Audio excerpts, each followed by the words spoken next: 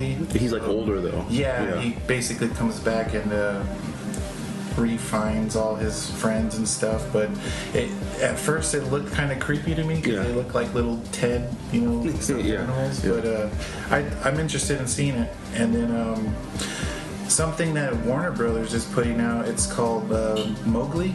So it's basically like a continuation of the Jungle Book. Oh yeah, I saw that. Where he's, I guess he's leaving the village, trying to go back to the jungle.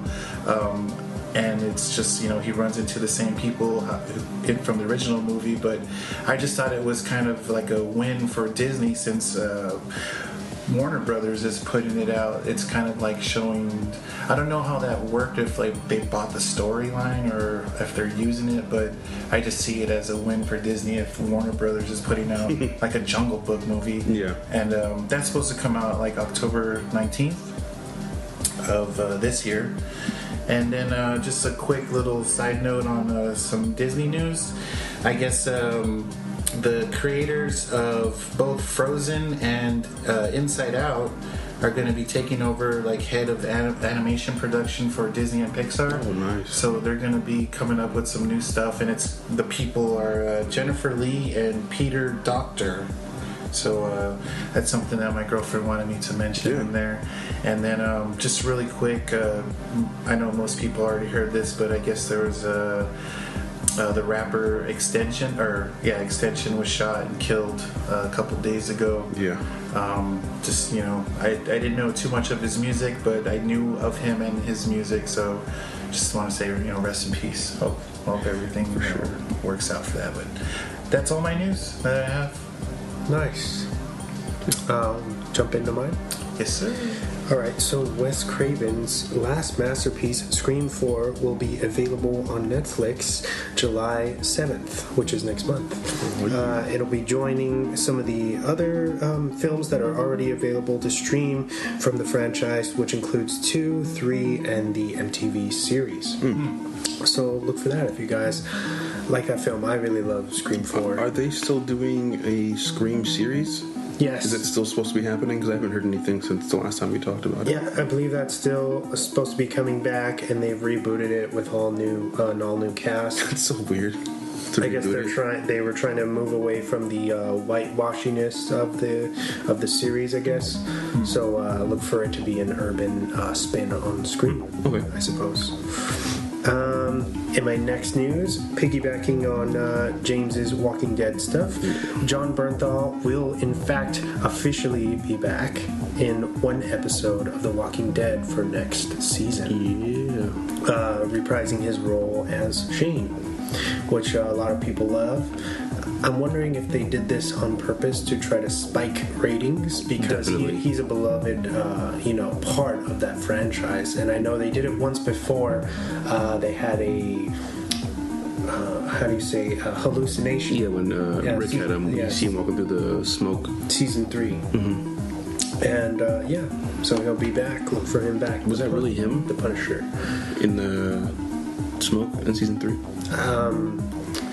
Or is it just someone who looked like him? Well, I know there's a scene in season 3 when I believe it's when they're escaping the place, right? It's when Rick goes off to do something alone, and he gets lost in this forest, and he's hallucinating and kind of about to die, and he sees Shane come out, I believe, and he's like, "Oh, get up!" like talking shit to him, like "Don't stop" or whatever, and he just kind of like revs him up to keep going. I'm pretty sure, unless I'm hallucinating myself. But I think that's what happened.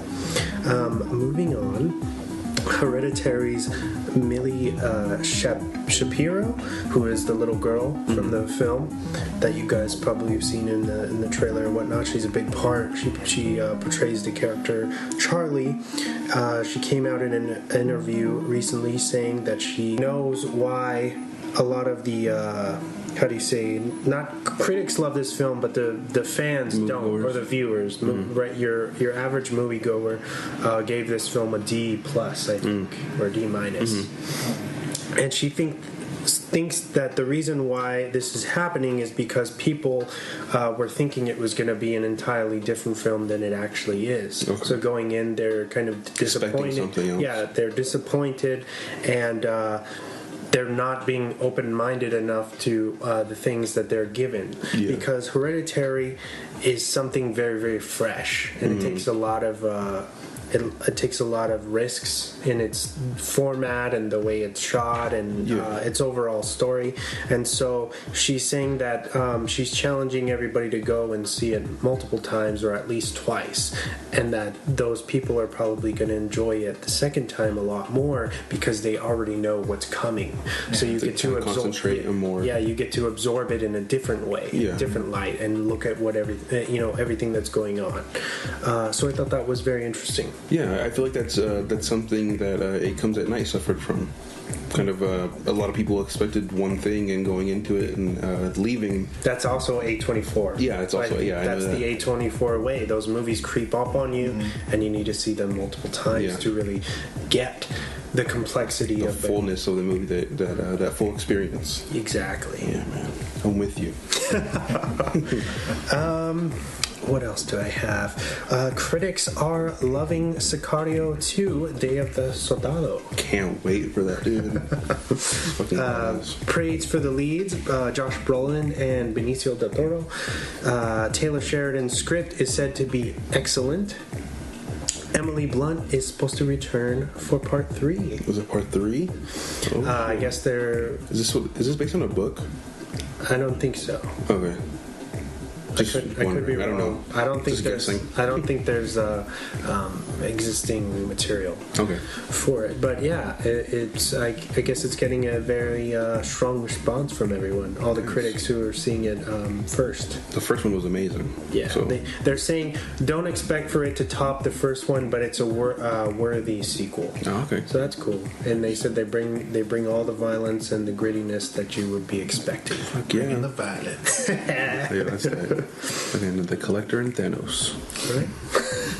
Yeah, man. Brolin's just murdering the summer, dude. He's got everywhere. Deadpool, Cable, Yeah. Thanos, and now he's back in Sicario for all the people who are too grown up for the superhero bit. Yeah. That's right. Deadpool references that. Because of One-Eyed Willie, right? Yeah. Really? Yeah. Oh. He's like, hey, One-Eyed Willie, or some shit like that. That's funny. Yeah, dude. Deadpool's awesome, man. Still haven't seen the second one, but I know you're killing me, dog. Gotta go. Slacking. you just gotta kidnap me and take me to the theaters because I won't do it on my I own. want to show you Hereditary, to be honest. I should take both of you guys. to I see heard that. it's really good. It is. Yeah, I heard a few people talk about it. It's bonkers, yeah. We'll talk about it after, man. We'll set up some mandate. Nice. Next segment. Nice. And now it's time for the weekly recommendations. We'll pass it back on to you, Mr. James. Oh man. Okay, so this one I think I got 2 recs. My first one I think Annie will appreciate a lot. Is Friends. Oh yeah. Okay. Me and my lady. There you go, Alyssa. I did it to your boy too. What's up? Come fight me. Come fight me. Shots fired. We watch this every day.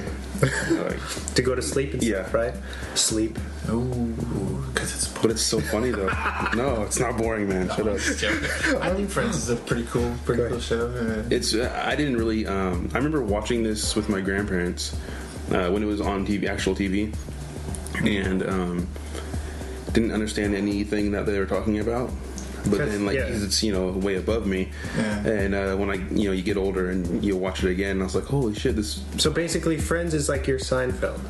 Yeah, Right? Chris. It's funny, yeah, because I was going to say that. It's the better version. It's the better version, I think, of Seinfeld. Sorry. Whoa. He's gonna be like, "Oh, you guys suck. You guys are trash." I can only say that because he's not here. So That's right. sorry, Chris. But yeah, so Friends, and my next one is season 2 of 13 Reasons Why. That was mine. Oh man, we're on the same page, bro. You guys are on the same frequency, man. Something weird. Together. But yeah, so Well, let's talk about that a little bit then. yeah, that is it's basically the continuation of season 1, which I was really interested to see how they would actually do that, because season 1 ended kind of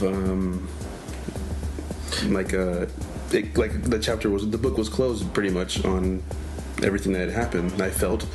Except for one big thing that they closed the book on in the end of 2. Yeah. Without spoiling anything. Yeah. It's just an awesome show. I highly recommend watching both seasons if you haven't, or even if you have, watched the first and second season so you can be kind of caught up. I have some bullet points here about it. Oh yeah, go ahead. My first one is it's gritty and at times hard to watch. Oh, yeah, particularly definitely. when you get to the end of season 2. Leaves you wanting more. Yeah. Because 2 opens up a lot of ways that they could go for 3, and I'm sure they will be renewed. Oh, it's already been renewed for season 3. I think like the first There you go. 2 weeks after season 2 got released. Bonus news. Yeah.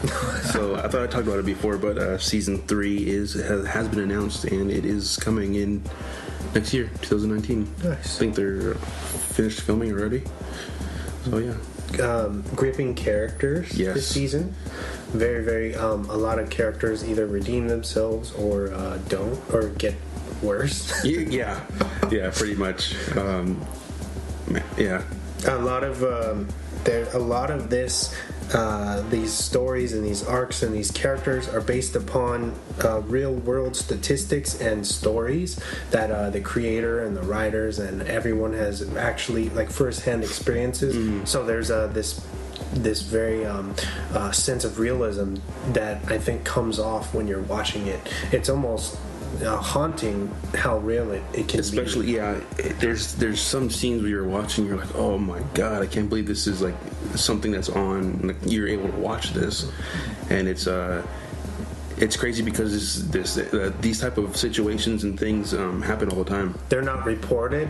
They're not in the major news and stuff, Yeah. but these things are happening, and it's a shame that people, rather than be happy that there's these people who are trying to strike up a conversation using this medium as a TV show, people are getting upset over that and thinking it's a negative or going to inspire people to copycat and whatnot. And it's like, no, this is a conversation starter. This is something that we need in our society to get, that people are hurting, people have real world issues, and we shouldn't be afraid to talk about it. I remember the first season coming out, people, parents were really upset about it, saying that this might influence our children to think committing suicide is something as a solution for something, but it's like, no, dude, you're not watching the show. You need to complete the show, and then you can talk shit. Yeah, I heard a lot of people say, older people who are older than me, say like they recommend watching it with their kids, so that they can talk about these things that are happening on the show. Like, if this is happening to you, you can always talk to us about it, or to somebody. There's some type of outlet that you can go to feel safer, Exactly. But yeah, so it's definitely a good show.